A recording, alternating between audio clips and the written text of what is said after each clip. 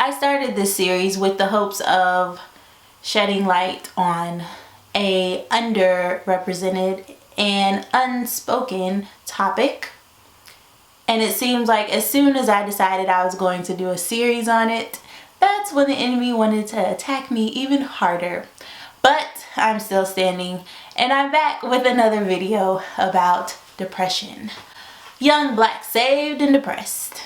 Today I just kind of wanted to share something that's helped me when I have my low days. And I feel like a lot of people who deal with depression have days that they're just the lowest of the low. And for me, when I say the lowest of the low, that means like you're on the verge of being out of here. And when I say being out of here, I mean suicidal thoughts, suicidal tendencies, suicide in general. For me, I've had a few days where I felt like I was ready to take my life, and thank God I did not do it. But something that I found that helped, I wanted to share. So what I decided one day to do, I was feeling very, very down. Was very just at my wit's end, and I was just like, you know what? I'm not here for today. I'm just not.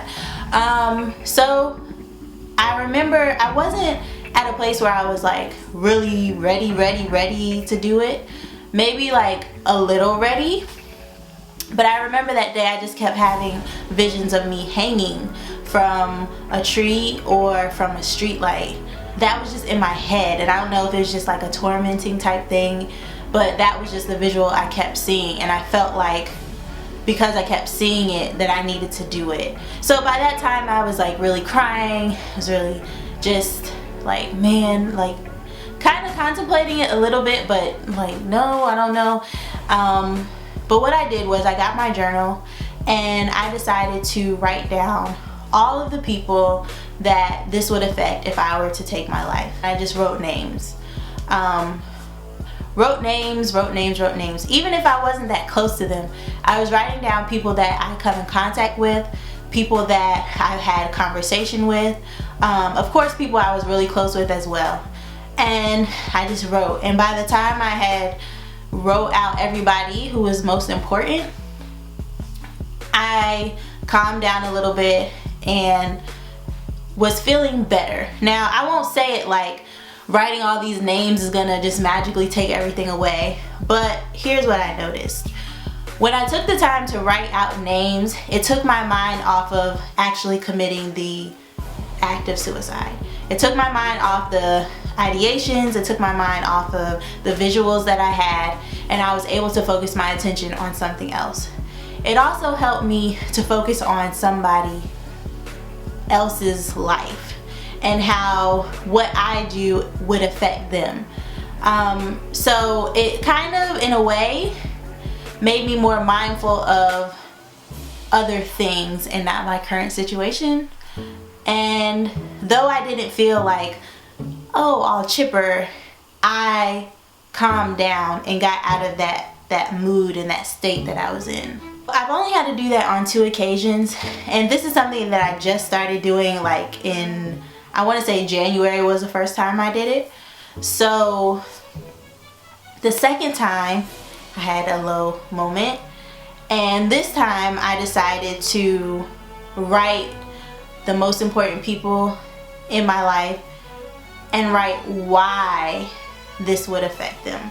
So before I was just writing names. The second time I wrote their name and why I have to live for them. And that helps.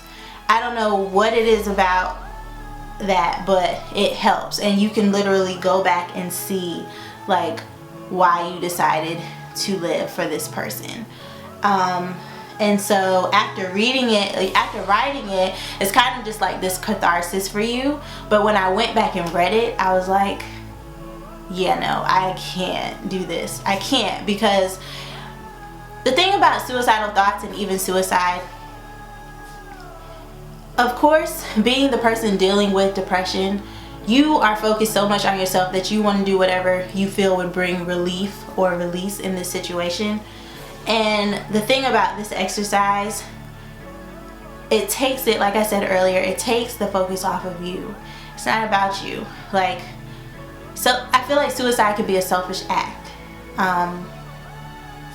Agree or disagree with me, but I feel like it can kind of be selfish in the long scheme of things, because it's a lot of people that you're connected to. It's a lot of people that you're connected to and aren't aware of, and just knowing that you taking your life could have such a detrimental effect on somebody and a lasting effect on them. For me, that was something that I just did not want to do. So I wrote a list, and this time it was just on whatever papers I could find. And I keep it in a binder because what I wrote was kind of heavy. And when I read it, it makes me want to live for these people. So I have the one in my binder, I have the one in my journal, which is just the list of people, and then I also made like a quick sticky note that I keep by my bed, and it just says people to live for, and they're all listed. So I always have something to kind of connect me back to the exercise that I did.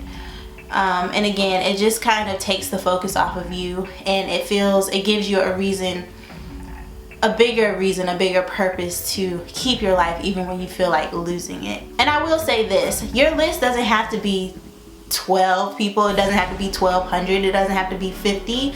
Like, if there's only one person you feel like your life would matter to if you passed away, write their name and write why you have to live for them, why this would affect them if you die. I don't care if it's one person, I don't care if it's just you.